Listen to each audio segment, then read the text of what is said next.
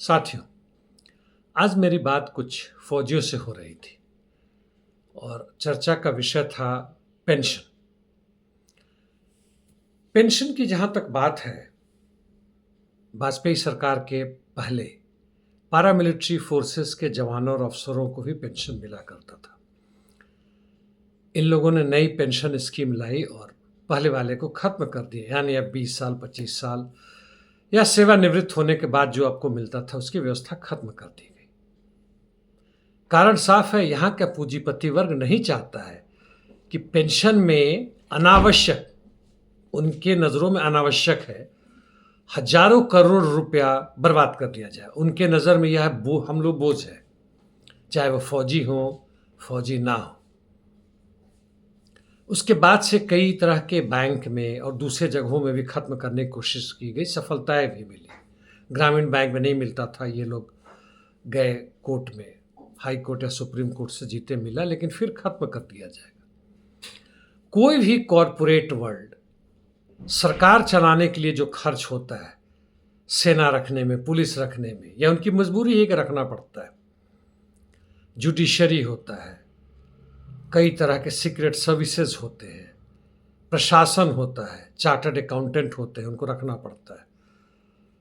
और ऐसे लोगों को वेतन के अलावा रिटायर कर गए 60 वर्ष या 65 वर्ष में तो पेंशन देना पड़ता है।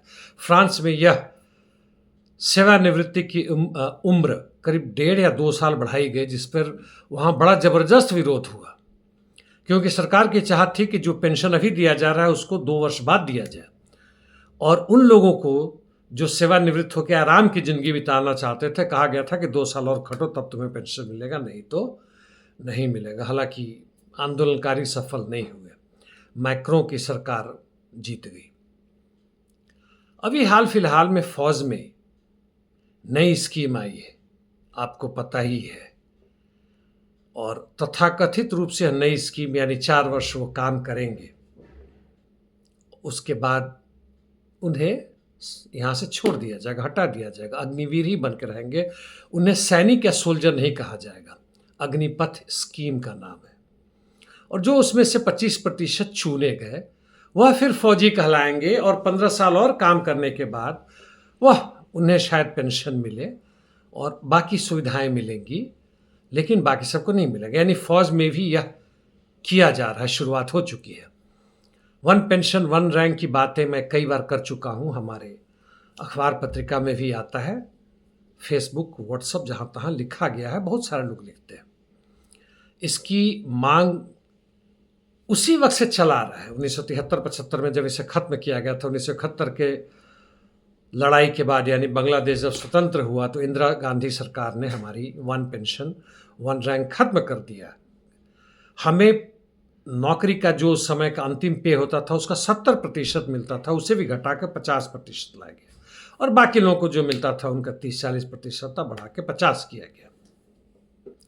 और 1 रैंक 1 पेंशन यानी एक जवान, मान लेते हैं वह सार्जेंट है या हवलदार है नेवी आर्मी में, उसी की इक्विवेलेंट नेवी में कहीं पे है, और दूसरा सार्जेंट यानी 1 रैंक रिटायर करता है, एक 10 साल बाद, दूसरा 12 साल बाद। 12 साल बाद वाले का पेंशन ज़्यादा होता है, या 15 साल के बाद वाले का पेंशन ज़्यादा होता है, कारण कि इस बीच में कई पे स्कीम आते हैं जो 5 साल या 10 साल पे बिठाए जाते, वो भी खत्म कर दिया इस सरकार ने, अब वो नहीं होगा। अब पे रिवीजन की बात खत्म कर दी गई, डीए भी खत्म किया जा रहा है, 2 डीए के बजाय 1 ही दिया जाएगा, वो भी खत्म किया जा रहा है। डीए पे का ही हिस्सा था, पेंशन का हिस्सा, तो भी खत्म हो रहा है। तो इस तरह से 1 रैंक में जो पहले रिटायर कर गया था उसे कम मिलता था 1 पेंशन, यह नहीं दिया गया। हम लोग सुप्रीम कोर्ट में भी गए, हार गए वहाँ से। सुप्रीम कोर्ट ने 5 साल के बाद से डिली डाली करके अंततः सरकार की बात मान ली, और यह कहा कि भाई आपको संविधान में कहीं नहीं लिखा हुआ है कि आपको 1 रैंक 1 पेंशन मिलेगा, और हम हार गए।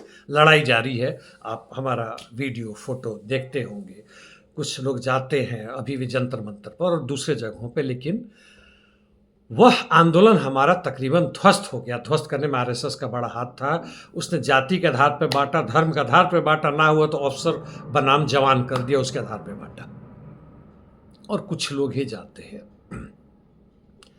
और मैंने देखा है कई लोग कहते हैं कि हमें तो मिल तो रहा है वन रैंक वन पेंशन। दोस्तों, जो मिल रहा है वन रैंक वन पेंशन नहीं है, जो हर 5 साल पे पेंशन स्कीम में जो चेंज होता था, एक समिति बैठती थी 95 में, 2000 में, वगैरह वगैरह में, उससे जो बढ़ता था वो होता था। 2015 के बाद 19 में नहीं मिला था मैं, वहां भी सुप्रीम कोर्ट को अंततः इंटरवीन करना पड़ा कि वो जो बढ़ा है उसको क्यों नहीं दे रहे। वहां तो वन पेंशन वन रैंक नहीं है।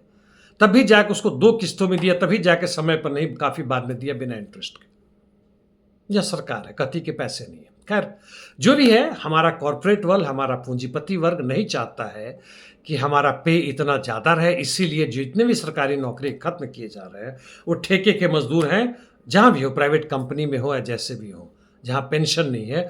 और यहाँ पर पेंशन की स्कीम खत्म की जा रही है ताकि जो कॉरपोरेट वर्ल्ड का टैक्स है उसको घटाया जा सके। 35 से 30, 30 से 25, 25 से शायद 20, और पता नहीं कितना किया गया है। जो कर्ज है उसको भी सरकार बुरी तरह माफ कर रही है, टैक्स ना दिए उसको भी माफ कर रही है। उनकी मस्ती, उनके अच्छे दिन है, हमारे लिए नहीं है। तो खैर, मैं इन फौजियों से बात कर रहा था, बहुत ही नाराजगी है वन रैंक पेंशन के कारण, और दूसरा इस अग्निपथ या अग्निवीर के कारण, यानी इसे नेस्तनाबूद कर रहे हैं। और इसलिए भी 3-4 दिन से जो हमारा वीडियो या पोस्ट आता था एक वेब पेज पर फेसबुक के, वह आना बंद हो चुका है, क्योंकि हम लोग वहाँ नहीं जा पा रहे हैं। और आगरा में जैसे अभी एक फौजी भाई लड़ रहे हैं, किसी और पार्टी से लड़ रहे हैं, भाजपा को हराने की कोशिश कर रहे हैं, ये सारे फौजी वहाँ चल गए हैं, प्रचार प्रसार का काम कर रहे हैं। उनको मेरी तरफ से बधाई, जीते ना जीते बात अलग है। वैसे ही एक और फौजी से मेरी बात हुई जो उत्तर प्रदेश में के दूसरे जगह में कहीं पे है, फरीदाबाद से आगे कहीं उधर में है, और वह भी वहाँ काम कर रहे हैं। वो आएंगे, कुछ समय बाद आएंगे, और जूम के जरिए इस पेंशन पे हम लोग बात करेंगे। इस रविवार को शाम में 6, साढ़े 6 बजे होगा। तो मैं इसके नीचे में उसका लिंक आपको भेज दूंगा, जरूर शामिल होइएगा उसमें, सुनिएगा कि हम लोग क्या बात कर रहे हैं। केवल फौजी नहीं लोग, दूसरे लोग भी होंगे। जहां तक चुनाव से चुनाव की बात है, मैं बहुत इससे बातें कर चुका हूं, लिखते भी रहते हैं हम लोग। हमें यह नहीं लगता कि चुनाव से के द्वारा इस व्यवस्था को, यानी इस पूंजीवादी व्यवस्था को हरा सकेंगे, उसे दफना कर एक सही में समाजवादी सत्ता ला सकेंगे। हमें पूरा विश्वास है कि नहीं होगा, क्योंकि उसमें गुणात्मक परिवर्तन की जरूरत है। इस पूंजीवादी व्यवस्था के जितने सत्ता के हथियार हैं उसको ध्वस्त करना है। जाति, धर्म और उनकी जितने भी सीक्रेट सर्विसेज वगैरह वगैरह है, उसके जगह पे मजदूर वर्ग की ही सत्ता आएगी। मजदूरों की कोई जाति नहीं होती, मजदूरों का कोई धर्म नहीं होता है, तो वह दुर्भाग्यवश है, ज्ञानतावश है। लेकिन हम इन सबों का, व्यक्तिवाद का, देशवाद का इस्तेमाल किसी को दबाने के लिए, किसी की एकता तोड़ने के लिए नहीं करते। हमारे खिलाफ ये जो सत्ता में है वो करते हैं। खैर, आप चुनाव लड़ रहे हैं, चुनाव में भाग देने जा रहे हैं, जाइए, आपकी श्रद्धा है, जिसको भी देना चाहे। हाँ, ध्यान रखें कि आप किसको देंगे, कहाँ डाल रहे हैं, कहाँ जा रहा है, क्योंकि हमारे साथ ना न्याय व्यवस्था है, ना न्याय प्रक्रिया है, ना ही हमारी प्रशासन है, पुलिस है, कुछ भी हमारे साथ नहीं है। ईडी, सीबीआई, आप जानते हैं कि उनकी क्या स्थिति है।